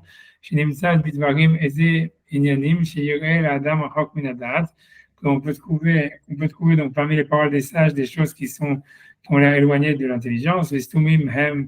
Et qui sont en fait fermés, ça veut dire abscons, dans leur endroit, mais Sodam Niglé, mais voix, mais leur secret dévoilé, il est éclairé ailleurs, comme le Midrash Sefer Zohar, comme dans le Midrash du livre du Zohar, le Midrash Abaïr, les Rabbi Nehonia Ben Akane, ou dans le livre clair de Rabbi Nehonia Ben Akane, les chats Sefer Chorma et d'autres de sagesse, Hachem Genouzim qui sont cachés, ou Kmusim, Botsrot Chachamim, cachés dans les trésors des sages, Vene Megalim Sitre Torah.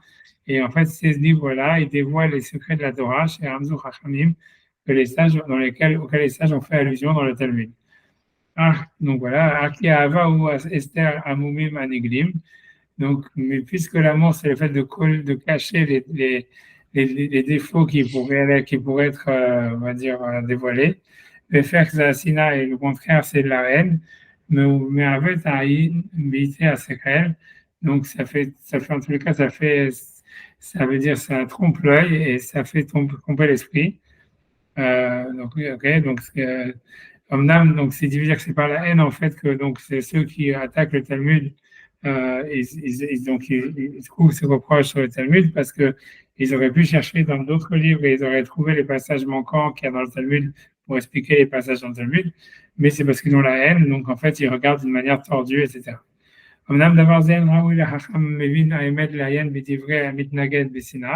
Simplement, cette chose n'est pas apte pour les sages pour l'instant, qui comprend la vérité, c'est de regarder ses opposants avec haine. Même les sages des nations pensent que c'est mauvais de regarder son opposant avec haine et donc d'avoir une vision tronquée de ce qu'il dit. Chacun capable un philosophe, mais c'est faire Shamaim Vo'alam, parce qu'ainsi a dit, j'ai dit le philosophe, donc j'imagine c'est Platon ou quelque chose comme ça, ou Aristote, dans le livre Le ciel et le monde, Zéléchono, voilà ce qu'il a dit. Maintenant, on va amener la vie des anciens, à Holkim Alenu, qui discutent sur nous, Bézé, Venavit à Anotem, et on va amener leurs arguments, Bézé les Shnedianim, et ceci pour deux raisons. Aechad, chez Anotem, même Sfikot, Al-Moftim, chez Naviem Anachnu, parce que, leurs arguments peuvent être des doutes sur les preuves que nous avons apportées. Ou Mashlimut Amofet, Atarat Asfikot, et pour qu'une preuve va être parfaite, il faut qu'elle réfute les doutes qu'il y a sur elle. Donc voilà, donc c'est pour ça qu'il doit ramener ses avis pour montrer que c'est pas contradictoire à ses preuves. C'est que nos paroles seront plus acceptées, et celles sur ceux qui aiment la vérité, si jamais on amène l'avis des opposants. Mais quand chacun chez les à plus forte raison, si on amène d'abord l'avis des opposants, mais qu'ensuite on essaie de les annuler ou de montrer pourquoi on n'est pas d'accord. Et qu'on ne soit pas coupable dans cette action, et qu'on ne soit pas soupçonné qu'en fait on cherche absolument à avoir raison. Voilà, et qu'on ne fait pas attention à l'avis de nos opposants, on est basé au tam et qu'on les dénigre. Plus forte raison, si celui qui s'oppose à nous, on ne peut pas lui faire des remontrances puisqu'il n'est pas vivant, comme les sages du Talmud. Donc ceux qui s'opposent au Talmud, ils s'opposent à des gens qui ne peuvent pas les contredire. Donc c'est pour ça que lorsqu'on amène notre avis et nos arguments sans amener ceux qui ne sont pas d'accord avec nous, ça veut dire les lecteurs qui aiment la vérité, ils accepteront ça d'une manière plus faible que si on avait amené les opposants. Et ceux qui vont les écouter seront moindres. Le nombre de ceux qui vont les écouter seront moindres. Et il y aura plus encore de Chojdim, c'est ceux qui sont c'est ceux qui ont qui vont avoir des soupçons sur des soupçons sur la vérité, sur les raisonnements sont encore plus nombreux et plus grands. Et donc il faut que celui qui va juger dans le jugement de vérité, qui ne doit pas s'énerver ou énerver son opposant, sonner l'eau ou qu'il le déteste, il faut qu'il soit d'accord avec lui, qu'il ait au contraire pitié de lui, et qu'il parle avec lui calmement. Et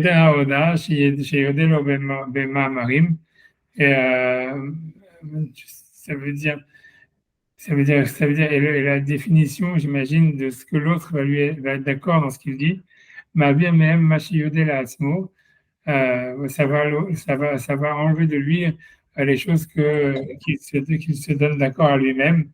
Ça veut dire ça veut dire qu'il est obligé lui-même de se donner raison, alors qu'il faut que quelqu'un cherche à ce que ce soit l'opposant qui lui donne raison. Adkan Toav de Barav, ainsi en fait la fin des paroles d'Aristote, j'imagine.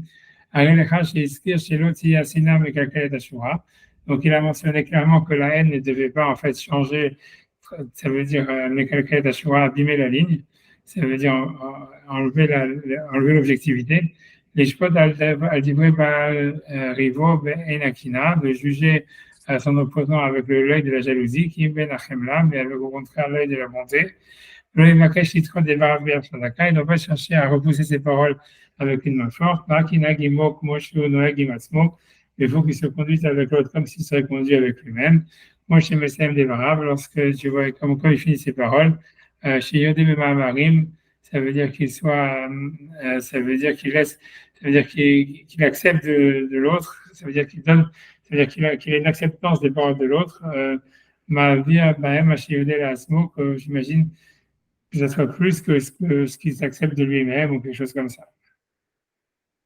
Ok, bon, j'avance, tu vois. Au col Admarim. Voilà, ça me fait penser à comment il s'appelle Araband, là, qu'à chaque fois, comment est-ce qu'il réagit, là. Que j'écris.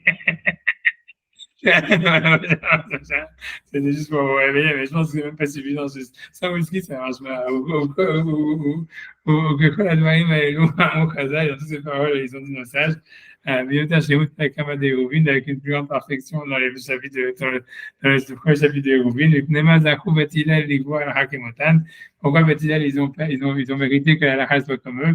Et puis chez Nochin Hen, Valubin Hen, c'est parce qu'ils sont calmes, on va dire, et, je sais pas, timides ou j'en sais rien, quelque chose comme ça. Beshonin d'Ibrahim, Bifne Bet Shammai, et qu'ils enseignaient leurs paroles avant celles de Bet Shammai. Et non seulement ça, et là, chez Magdimim, il veut Bet Shammai et d'Ibrahim. Ils apprenaient les paroles de Bet Shammai avant les leurs. Et non seulement c'est quand ils citaient d'abord Bet Shammai avant leurs paroles, donc voilà, donc lui va interpréter ça, il va essayer d'expliquer cette Gemara, il va dire quelque chose sur ça. Au matin, il y a Shlishol, et a priori, il y a lieu de se poser la question, Ma'inyan Zi, Shiti Alaha Kemotan, ça veut dire qu'est-ce que ça fait que la lacha soit comme eux, des Bishvil Shayou Mashpin Atzman, que du fait qu'ils s'amoindrissaient eux-mêmes, En Raou Shiti Alaha Kemotan, c'est pas ça ce qui devrait entraîner que la lacha soit comme eux, qui est Alaha Tole Bezé, chez Torah Shelaim et Fi Alaha. Parce que la halakha, normalement, elle devrait dépendre du fait qu'eux, ils ont enseigné, on va dire, suivant la halakha. Mais l'homme, il n'est pas parce qu'en fait, ils se sont amoindris. Mais c'est que, donc, c'est quoi l'explication de la Gemara? Donc, tout ça, c'est une cause, on va dire, atzmit, ça veut dire essentielle. Chez Yomar Dvarim Amitim, donc, pour qu'il dise des choses véridiques, les filles halakha sont halakha. Qui machar shayou nofrin, nimshar divgam haramet, c'est que du fait qu'ils étaient clairs, on va dire, donc, il y a lieu de leurs paroles, elles allaient plutôt vers la vérité. Parce que lorsqu'un homme se met en colère, c'est à cause de la colère, on a l'impression qu'il veut absolument défendre ses paroles ou les supporter. Ou bien Khazaka avec une autre puissance, il veut gagner. Et il s'en va du chemin de la vérité. Les gars, mais aussi du fait qu'ils étaient timides, aussi les filles à la c'est une raison pour laquelle ils ont dit les paroles sont à la parce que sinon, du fait qu'il veut s'enorgueillir par rapport à son opposant, ou sauter d'ivrer Balrivo, donc il contredit les paroles de celui qui s'oppose à lui, bien que la vérité n'est pas avec lui. Et aussi donc le fait qu'ils enseignaient les paroles de Bet Shammai, ils faisaient devancer les paroles de Bet Shammai à leurs paroles. Ça montre qu'ils n'avaient pas de la haine sur leur opposant. Et donc, chez Mitrot d'Ivrei Zulatam, qui ne voulait pas repousser les paroles de ce qui n'était pas les leurs, qui a émet itam, même si la vérité, elle était avec leurs opposants. Chez Kevan Shayou Shonim d'Ivrei Bet Shammai, que puisqu'ils enseignaient leurs paroles, les paroles de Bet Shammai, et Magdimin d'Ivrei Bet Shammai, et mentionnaient les paroles de Bet Shammai avant, on voit qu'ils ne cherchaient pas à repousser les paroles de leurs opposants. Regarde ton dos. La discussion n'était pas en fait du lié avec le fait qu'ils étaient menatsrim, ça veut dire qu'ils cherchaient à avoir raison. Parce que celui qui veut toujours avoir raison, ces paroles ne sont pas en fait adressées vers la vérité. Qui t'a mis le Vagashinaser parce qu'il veut toujours chercher à gagner. Mais là, il y a pas les lois de Bethilel, et c'est parce que ces choses-là n'existaient pas chez Bethilel. Et quand Shaouliyot à la Hakemotam, c'est pour ça que la Hachal doit être comme eux. Après le gap, je dis Bet Shammai, Tovim et Sharim, bien que les paroles de Bet Shammai, elles sont bonnes et droites. Kevan chez Bethilel, Achana, chez Raoui, Liot d'Ibrahim Alacha, puisque Bethilel, ils avaient une préparation, un état d'esprit qui les mettait en fait à ce que leurs paroles qui leur permettait ou leur donner une aptitude à ce que la parole soit comme la lacha. La lacha qui est Bethilel, c'est pour ça que les paroles, la lacha est comme Bethilel. Ok, j'avance. Moi, j'avance. Je sais pas, comme je vois pas tellement. On avance. Au départ, c'est l'Amjou Kamal Nashim. Je pense en plus que cette histoire-là, il y a l'histoire avec Netzach, avec Luc dans Berekevi, au début, il a aussi parlé de la Midat Netzach, et qu'il revient sur le mot Netzach. Mais moi, je n'ai pas fait, parce que moi aussi, je suis KO, donc j'avance. La semaine prochaine, on sera mieux. Mais j'avance quand même, j'en profite pour avancer encore un petit peu, et puis ouais. Alors, donc, au bout d'avancer, la flou comme un hachim, chassina pour l'âme, chez Orim derrière Hamishor, à Olet Betel, et Hakuma. Et donc, cette chose-là, il y en a beaucoup qui sont tombés. Quand la haine leur fait que chez eux, ils voient quelque chose, ils voient que dans quelque chose qui est très droit, qui va vers Dieu, comme quelque chose de tordu. Et alors que l'amour leur fait croire que quelque chose qui est une montagne, ils le voient comme une plaine. Et nous, il m'a dit, et s'ils regardaient en fait les paroles des sages avec l'esprit et non pas avec les émotions, mais d'une manière, on va dire, comment dire, objective, Moussa Minakina, qu'on enlevait la jalousie, mais Messafim d'Ibrahim, et qu'ils prêchaient leurs paroles, Alma chez Amrou, Makom Acher, c'est plutôt, ils prêchaient, ils associaient leurs paroles à ce qui a été dit à d'autres endroits. Mais Zirou chez le Shadot, mais d'Ibrahim, Eskaolam, c'est que nos sages ont dit de ne pas dire des mensonges, ne pas dire des mensonges en ce qui concerne le monde du business, ça veut dire Skaolam, ça veut dire les choses du monde mondain. Comment est-ce qu'il pourrait dire des choses, des mensonges en ce qui concerne ce qui se rapporte à Kadosh Baruch Hu? C'est de lui attribuer des choses qui ne sont pas vraies. Et lorsqu'un quelqu'un veut essayer de trouver un argument sur les paroles des sages dans la sagesse, en disant que ce sage s'est trompé sur une parole de sagesse, d'avoir cette chose est possible, puisqu'un sage peut se tromper dans sa chorma. Ça veut dire, mais ça veut dire le reprocher des choses comme ça, que même des imbéciles, ils n'auraient pas fait, donc c'est pas des erreurs compliquées, des erreurs simples. Est-ce qu'on pourrait penser que les sages sont trompés sur des choses tellement évidentes, ou qui veulent dire des choses contre Dieu? C'est impossible, c'est pas la chose de vrai. C'est une erreur de celui qui pense. Chez l'autre, notamment les Kavzekut, qui ne les a pas jugés de manière favorable. Je dis même qui fait à Raoul et Hachamim, car leurs paroles sont comme ce qu'il y a pour les sages, et d'abord Chokmatam et Machel ou Melissa, de dire leurs choses par des allégories et des Melissa et des, je ne sais pas comment dire, des allusions. Comme le sage a dit, la vin Machal, pour faire comprendre des allégories ou Melissa et des allusions, les paroles des sages et leurs énigmes. Comment ce serait pas ainsi, puisque la nature de la sagesse elle-même, elle donne ça. On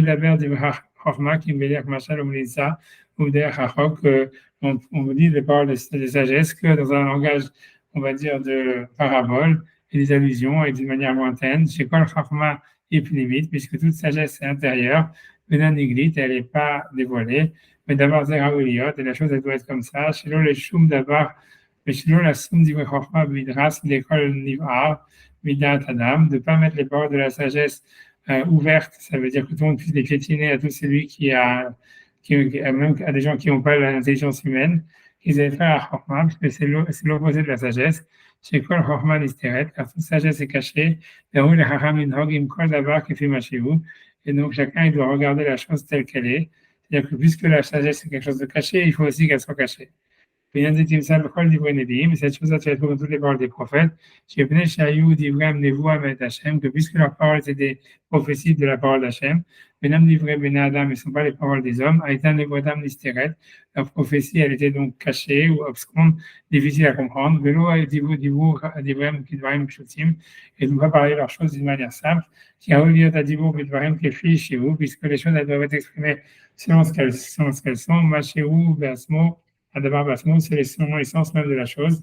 Pareil, Adabar Azen, Imsagam Ken, et cette chose-là, on la trouve même chez les anciens sages des nations, chez Gam, même Ayud Varim Stoumé Meod, car aussi il parlait d'une manière très cachée et absconde. Ou Purushim et d'Ibrahim, jusqu'ils ont dû faire des explications sur leurs paroles. Mais d'abord, c'est une salle Mishira d'Ibrahim et d'Ibrahim, et ces choses-là, ils le voient quand ils voient leur livre, leur parole dans leur livre. Donc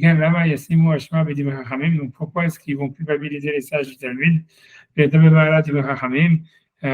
en plus, les paroles des sages sont à un niveau supérieur, parce que les sages des nations, lorsqu'ils ont parlé avec des allusions ou des énigmes ou des paraboles,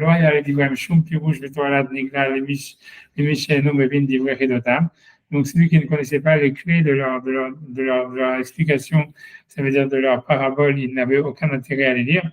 Alors, c'est simplement les paroles des sages, ils ressemblent aux paroles des prophètes et de la Torah, qui ont en fait un sens dévoilé, un sens caché. Et donc, même dans le sens dévoilé, qui n'est pas le sens véridique, il y a un intérêt quand même. Donc, comme des pommes en or dans des paniers d'argent, Shapnimi, Nimshal et Zahav, que l'intérieur, en fait, est considéré comme de l'or. Néglige le Kesef. Ce qui est extérieur, c'est quand même de l'argent, c'est-à-dire qu'on peut tirer un profit des paroles des sages, même si on ne comprend pas la profondeur cachée. Donc, Shneim et Karim, et les deux sont chères, sont précieuses, car ainsi sont les paroles des sages, chez Shem Nikle Benistar, qui ont donc une partie dévoilée et cachée. Vachanistar ou Yakar de Chorma, que la chose qui est cachée, elle est sage, elle est chère dans sa sagesse. Vanigli ou Nechmad Vetov le Maré, et la partie dévoilée, elle est agréable et belle à voir.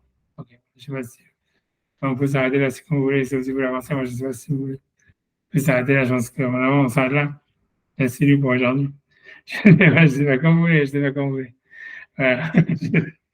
Parce que tout le monde est KO, j'étais là, mais je sais pas si vous avez des questions. C'est un temps en mute.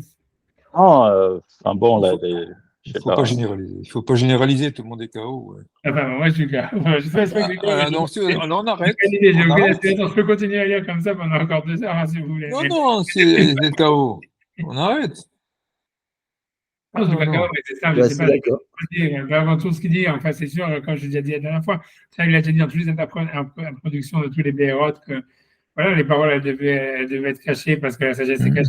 Je dis que moi, j'ai pas tellement. Moi, je suis le contraire de ça, comme je vous dis, hein, et c'est sûr que la démocratie, c'est le contraire de ça. Maintenant, ouais, c'est difficile, tu vois. Ça veut dire, est-ce que c'est difficile, tu vois. Tu vois, ça veut dire, que tu vois, c'est compliqué tout ce qu'il dit. C'est-à-dire qu'en fait, c'est clair que en fait, la vérité, elle est toujours, en fait, ça sera toujours la partie qu'on n'arrive pas à exprimer, quoi. C'est pas la partie qu'on exprime. C'est ce qui est intéressant, c'est qu'on voit que si on veut rien que travailler sur cette idée, mais j'en ai déjà tellement parlé à travers, parce qu'il le répète à chaque BR, voilà, que chaque chose, elle doit être cachée, elle doit être inexprimée, elle doit pas être claire, etc. Parce que quand on explique quelque chose de clair, en fait, finalement, il n'y a plus de sagesse dedans. Tu vois, c'est une idée qui est vraiment contre, tu vois, qu'on peut voir dans le monde moderne, c'est-à-dire que voilà, qu'aujourd'hui, tout a perdu son sens, justement parce que tout a été trop explicité et trop clair. Et donc, en fait, quand une parole, elle devient, en fait, abordable à tous et tout le monde peut la comprendre et que c'est clair, c'est tellement clair qu'on voit plus de profondeur. Et voilà, et c'est ce qu'il dit, tu vois. Et c'est clair que, par exemple, dans la Torah, elle est écrite comme ça, d'une manière de biais, la Torah, la Gemara, elle aussi comme ça. Ça veut dire, elle laisse une ouverture, elle oblige le lecteur à faire un effort de transformation et de traduction pour lui-même par rapport au texte qui est en face de lui, quoi. Ça veut dire, le texte en face de lui, dans son sens littéral, il a un sens. Voilà, comme il dit, ça peut être maximum de l'argent, pas vraiment grand-chose. Et en fait, le lecteur, il est obligé en fait d'être actif dans sa lecture pour pouvoir faire sa propre lecture et comprendre la chose. Et c'est pour ça que ça prend un sens. Et que c'est clair que tout ça, c'est quelque chose. Et comme il dit, a priori, c'était pas simplement les Juifs qui avaient écrit des livres comme ça avant. C'était même les penseurs de la philosophie antique, etc. C'était aussi comme ça. Et à partir du moment où on a voulu que tout soit clair pour tout le monde et que tout doit être à partir de la démocratie, quoi, que en fait c'est celui qui arrivait à convaincre la majorité qui allait avoir raison et qu'on a voulu convaincre et expliquer à tout le monde, etc. En fait, on a enlevé l'essence même de la sagesse, quoi. Et tu vois, c'est quelque chose de tu vois, voilà, c'est ce qu'il dit, c'est ce qu'il a déjà expliqué tu vois, c'est ce qu'il dit à Jacques Berg, il répète la même chose. Mais bon, je sais pas quoi dire, tu vois, ça veut dire, c'est intéressant, mais voilà, mais tu vois, je sais pas, tu vois, c'est quelque chose de quoi, c'est whatever, parce que d'un côté, c'est vrai, je pense que lui-même, tu vois, il se met lui-même dans cette position où lui-même il est en train d'expliquer les passages du Talmud, il les a pas laissés dans leur, et se sent coupable par rapport à ça, et j'en sais rien, tu vois, c'est whatever, c'est quelque chose à réfléchir, c'est quelque chose à réfléchir, c'est sûr que c'est complètement aux antipodes en fait du monde moderne et c'est clair que c'est à partir de ce moment, à partir du moment où on est sorti de cette idée qu'on a voulu en fait encore une fois que tout le monde, que tout soit clair, que tout puisse être explicite, que tout puisse être discuté d'une manière claire, etc. En fait, on est sorti de la chorma et d'une manière voilà irrémédiable quoi. Et, mais voilà, mais bon, c'est manienne parce que d'une certaine manière voilà, je sais pas, ce qui est intéressant, c'est que quand tu regardes, tu vois, dans le monde Goy, par exemple, que eux, ils ont travaillé beaucoup sur la forme. Tu vois, c'est-à-dire que eux, quand ils vont écrire des bouquins, ils vont travailler sur les mots, sur le machin. Enfin, avant, en tous les cas, pas mal. Tu vois, c'était travailler sur la forme beaucoup. Et tu vois, et c'est pas pour ça, en réalité, qu'ils arrivaient, en fait, à ce que le lecteur, il ait besoin de faire une sorte de, je sais pas, d'interprétation quand il lisait le livre, pour faire un effort de, comment dire, de recréation du livre. Tu vois que le lecteur, il a besoin de faire cet effort-là. Et tu vois, c'est intéressant parce que, tu vois, ce que ça montre aussi, c'est que dans le monde Goy, ça veut dire qu'il y avait une recherche esthétique, en fait, plastique, dans l'écriture, en fait, qui correspondait pas, en fait, à l'esthétique qu'il y aurait de l'idée, quoi. C'est Manen, tu vois, tu vois, c'est ce que lui, il essaye de dire. Mais voilà, et c'est sûr qu'en fait, l'idée, c'est que en fait, le monde de la prophétie et le monde du Talmud, et c'est là où tu réussis un tour de force, c'est de faire correspondre une sorte d'esthétique, on va dire, tu vois, ça veut dire de la forme, parce que la Torah, elle a une beauté, comme il dit, c'est de l'argent, que ce soit le Pentateuque, que ce soit même les prophètes, Isaïe, chacun, en fait, chaque prophète, il a son esthétique qui lui est propre, il a une certaine beauté, etc., mais qui correspond à l'esthétique de l'intériorité de la pensée, tu vois, et peut-être, tu vois, c'est peut-être ça, en fait, peut-être même, c'est pas autre chose que ça, la prophétie, en fait. Tu vois, ça veut dire, tu vois, tu vois, c'est possible, tu vois, que ça soit pas autre chose que ça. Parce que tu vois, d'une certaine manière, quand tu vois, par exemple, tu prends l'exemple des psaumes, tu vois bien que quand les Chachamim, par exemple, ils font des drachot sur des psukim, tu vois, ça veut dire, ah, il y a une anomalie grammaticale ici, il y a un truc comme ça, etc.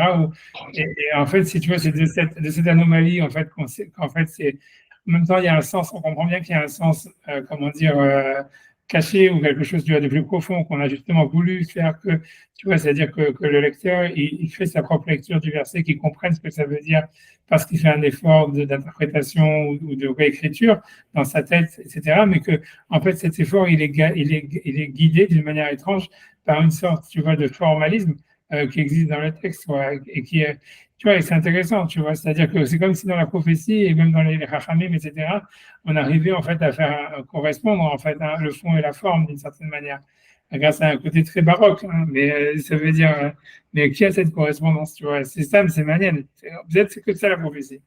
Moi, j'aurais dit peut-être c'est pas plus que ça, tu vois. Je pense que le Rambam, il s'est cassé la tête là, comme un malade à savoir c'était quoi la prophétie. Tu vois, alors qu'en fait, c'est possible que la prophétie, tu vois, c'est beaucoup plus lié à est-ce que tu arrives à faire correspondre, en fait, la forme et le fond d'une chose, tu vois. Ça veut dire, d'ailleurs, à créer une harmonie, tu vois. D'ailleurs, j'en sais rien, j'en sais rien, je vais pas rajouter plus que ça. D'ailleurs, on peut avancer encore comme vous voulez, je sais pas, dis-le.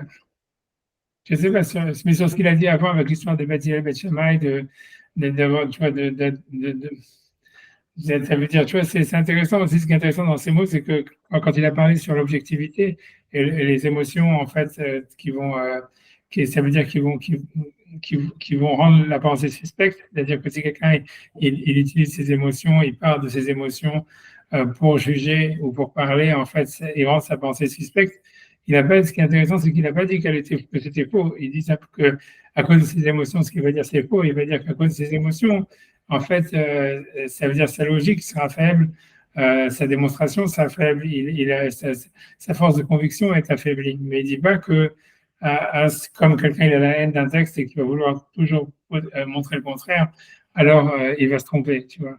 C'est intéressant, tu vois. C'est-à-dire que tu vois, c'est qu'il ne voit pas les émotions, encore une fois, comme source d'erreur. Il voit, tu vois, c'est comme si tu vois, il voit plutôt ça comme, encore une fois, tu vois, comme une source comme une source de faiblesse argumentative, tu vois, comme de faiblesse dans la logique, mais pas de faiblesse peut-être, tu vois, dans l'idée, quoi. C'est-à-dire, grosso modo, même quand tu vois, quand il juge, par exemple, quand il répond, en fait, à toutes ces critiques qu'ils ont faites sur le Talmud, même s'il critique, en fait, le fait, tu vas dire, ah, voilà, ils sont pas objectifs dans la manière de lire le Talmud, il critique pas, en fait, les émotions de ceux qui critiquent le Talmud. Ça veut dire, tu vois, à chaque fois, il dit pas, ah oui, vous, par exemple, encore une fois, ça veut dire, moi, si j'avais à répondre, moi, j'ai pas le livre en face de moi, le livre auquel il répond, mais c'est-à-dire que si j'avais le livre qu'il a en face, tu vois, ça veut dire, tu vois, des chrétiens, moi, j'aurais, tu vois, critiqué, tu vois, la kénose, tu vois, de fond, en disant, ouais, en fait, vous voyez, pour vous, tous ces passages, par exemple, du Père réveillé, où on dit, Hachem, il fait la prière, j'ai mis les tefilines, etc., etc., tu vois, bon, pour eux, ça leur pose problème, alors que tu vois, ça leur pose pas de problème que tu vois qu'Hachem soit révélé dans un homme qui a été crucifié et tout ça. Donc, ça veut dire quoi? Ça veut dire qu'en fait, que eux, la kénose, ils la voient d'une manière différente. Et moi, si tu veux, moi, j'aurais, tu vois, répondu, tu vois, à part de défendre, tu vois, si tu veux, le Talmud, c'est surtout, tu vois, d'attaquer leur vision de la kénose, tu vois, ça veut dire, parce que, tu vois, ça veut dire, tu vois, vous avez un parti pris, vos questions, elles partent à partir d'un parti pris. Et que ce parti pris, en fait, tu vois, ça veut dire, il est lui-même, tu vois, discutable. Et tu vois que le Maral, il fait jamais ça, tu vois, c'est parce que le Maral, si tu veux, il voit comme si, moi j'ai l'impression, selon ce qu'il dit, c'est comme si, eux, ça veut dire les émotions qu'ils ont, les chrétiens, quand ils lisent le Talmud, ça veut dire, elles sont pas à, comment dire, à remettre en cause. Parce qu'en fait, si c'est leurs émotions, quelque part, elles sont vraies, tu vois. Et ça veut dire, et on a l'impression qu'il veut dire un truc comme ça, une émotion, elle ne te trompe pas, on a l'impression qu'il pense comme ça. Que si tu as ça te paraît bizarre, et donc lui va toujours répondre le Talmud en disant oui, le Talmud ne veut pas dire ça, il voulait dire ça, etc. C'est intéressant, tu vois, comme manière de, tu vois, de voir. C'est ça une remarque, tu vois, je sais pas, c'est une remarque. C'est manière, c'est intéressant. Je sais pas, je sais pas, tu vois, c'est rigolo. Est-ce que c'est parce que lui-même, il n'était pas dans une position de force pour critiquer le christianisme, que c'est pour ça, en fait, qu'il est complètement sur la défensive? C'est possible. Mais, mais c'est sûr. Ouais, non, c'est plus probable, Mais quel intérêt de critiquer le christianisme? bah, l'intérêt, c'est déjà, tu vois, je pense que c'est déjà de voir plus clair. Parce que tu comprends, quand tu joues comme ça veut dire, l'idée, c'est que, en fait, les arguments que les chrétiens, ils ont, tu vois, toutes les attaques qui sont faites sur le Talmud, en fait, elles sont basées sur, encore une fois, sur une chose, tu vois, c'est, tu vois, c'est sur le message de Jésus et compagnie, et sur l'idée, en fait, que Dieu, il s'est révélé dans Jésus. Et que, en fait, ça veut dire, si, et tous les problèmes qu'ils ont, ils viennent de là, tu vois. C'est-à-dire que quand ils disent, voilà, comment Dieu peut mettre des tefilines, comment Dieu il peut mettre des couronnes sur les lettres de la Torah, des trucs comme ça, tu vois. Pourquoi ça leur paraît bizarre? Parce que tu vois, Jésus, il n'a jamais mis les tefilines. Enfin, il a dit plutôt ne mettez plus les tefilines. Jésus, il a dit, tu vois, laissez tomber la Torah, on va vous mettre une nouvelle Torah. Tu vois, c'est-à-dire, en fait, si tu veux, dans le Talmud, Dieu, il fait exactement le contraire de ce que Jésus, il a dit, tu vois. Et ça veut dire, tu vois, le mal, lui, il peut commencer à expliquer tout ce qu'il veut, tu vois, dans les Gemara, c'est là, papa, ils seront jamais contents parce que, tu vois, c'est que simplement, voilà, ok, tu vois, c'est comme de dire, oui, le Talmud, il parle d'une manière imagée, il veut dire ça, il veut dire ça, il veut dire ça, il veut dire ça. Mais en fait, tu vois, ça veut dire leur argument de base, il n'a pas été, tu vois, il n'aurait pas été répondu. Donc, tu leur as pas dit, oui, mais en fait, le Talmud, il pense pas que Dieu, il peut se révéler à travers un homme, etc., et avoir des enfants ou quelque chose comme ça. Tu vois, c'est ce qu'il fallait dire, tu vois, grosso modo, ben, ça aurait été, si tu veux, c'est la manière, en fait, si tu veux, de clore le débat, tu vois ce que je veux dire. Il y a des arguments faciles, tu vois, contre le christianisme qui les auraient empêchés de continuer à discuter, tu vois. Et c'est intéressant, tu vois, de voir que lui, en fait, dans sa politesse, elle est non seulement de ne pas faire ça, mais en plus d'interpréter le Talmud et de voir un prétexte dans les questions des prêtres catholiques à interpréter le texte de la Torah, tu vois, des sages avec plus de profondeur, etc.